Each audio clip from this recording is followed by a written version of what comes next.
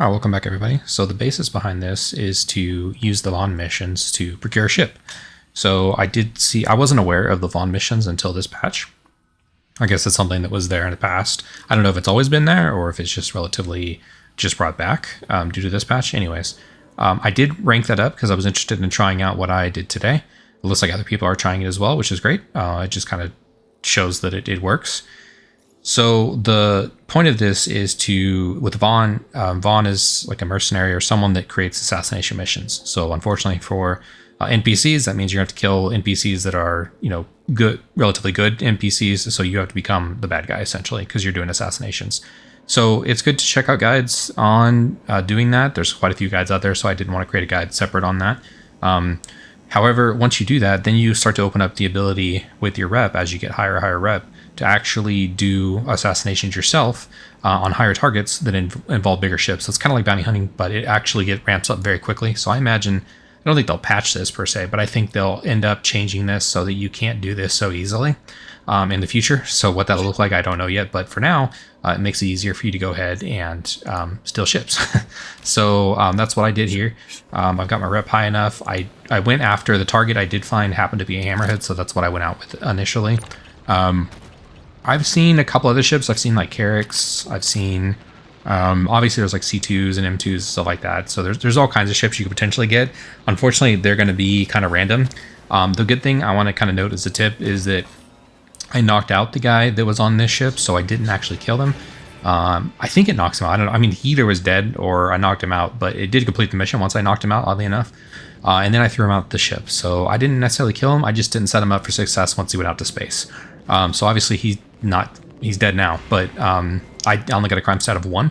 So in doing so, then I was able to go ahead and pay that off, and it was relatively inexpensive. So that's definitely how I would recommend doing this. Once you do level it up, it doesn't take quite a, so like each of those rep areas take, I don't know, 6 to 8 different missions to do that. So it's really not that difficult. The challenge obviously is you're gonna have a crime stat. So you could use the comrade thing. I just got the crime stat. What I would do is I would do it towards the end of the night. I would complete some of them and then I'd go to jail and I'd go log into jail and just go to bed because the jail time does run while you're offline. So that's the easiest way I found to do it to make it lackluster was to spend a couple days completing some of the missions, killing, assassinating the people you needed to assassinate, getting my crime stat, and then just eventually turning myself in and then going to bed, right? And then going to work, going to bed. And then from there, you can just go log back in and then walk out of the prison facility because more than likely your prison sentence will be good. If it's not, then you could do mining. Like if you do want a whole bunch, then you could add up to like really 24, 48 hours. You can get a lot of hours in prison.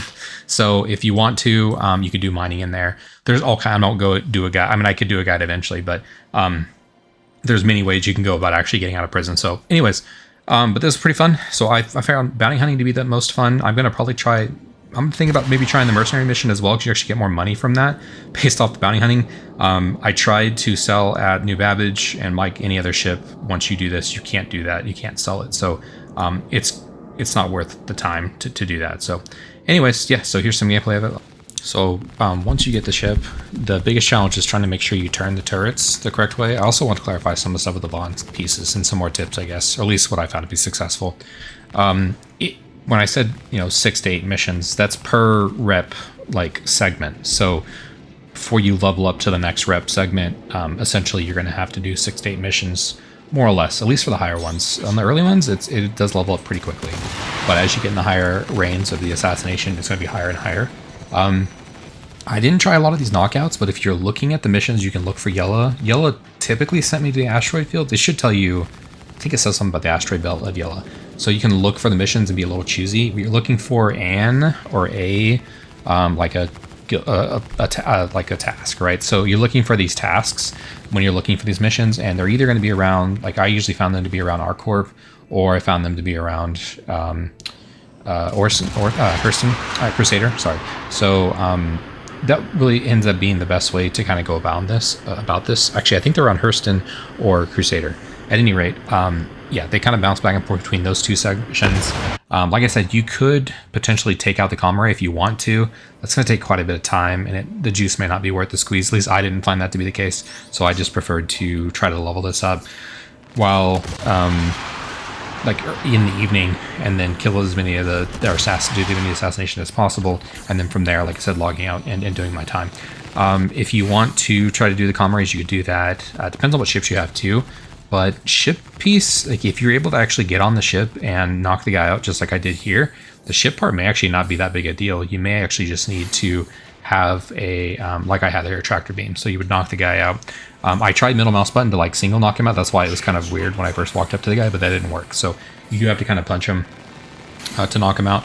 And then from there, you can use the, because you probably won't be able to use the tractor beam up until that point. But yeah, once you get the Hammerhead, it's pretty fun. I actually enjoyed it quite a bit. So I don't know, I'd be interested in actually getting the Hammerhead if I could use the guns like this with AI. It's hard to be dependent upon group play all the time, right? So with the servers the way they are sometimes, it's just the state of the game, right? So in the part of these guides and stuff is to talk about the state of the game. The state of the game is the servers will kind of die, and so that could be a problem. Also, I usually find when I have problems with the game, it's largely when I'm doing group gameplay. Unfortunately, I find the most problems with that. I don't know why, but I usually have server problems, or at least I just notice it more that way. And maybe that's just it. I might have just a bias where I don't really care if I'm playing solo versus when I'm playing with the crew. So I typically find, again, I have more server problems, whether it's someone else having a problem, you have to kind of like resync everything. But being able to fill all these turrets with AI and then getting to work is pretty awesome. And I would really love this, something like this with the Polaris. Can you imagine how much fun that would be? Just have your turrets covered. Maybe you need a human to take care of some of the other parts, like the torpedo loading, the engineering. Maybe 2 engineers, maybe a couple people that would be in the torpedo bay.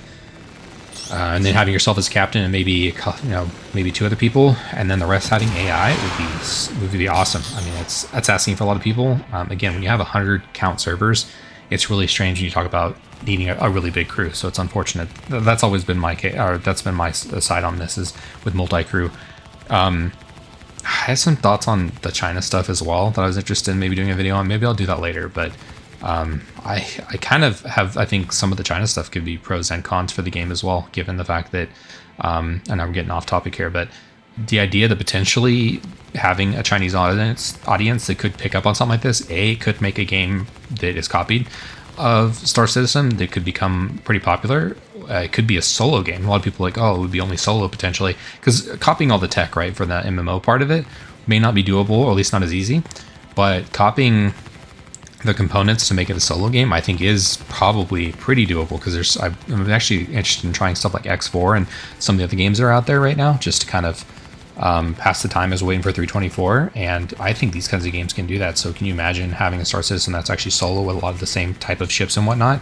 A lot of people play this game solo, whether you like it or not, right? As far as the MMO part is concerned, a lot of people play this solo. So having either a Chinese clone that could do most of this, or having an audience that's helping push Chris make decisions that we've been asking for a long time, or making adjustments to the game, or pushing it to complete things more timely, could be really interesting. So anyway, that was kind of my thoughts on wanting to possibly do a whole piece on the pros and cons of the China. I mean, I'm not going to make a big political statement of it. I mean, obviously people have those kinds of decisions on it, but I think honestly, it'd be interesting to see what the outcomes could be. There could be, again, cons and pros. There could be big pros and there could be big cons on them expanding to the Chinese market.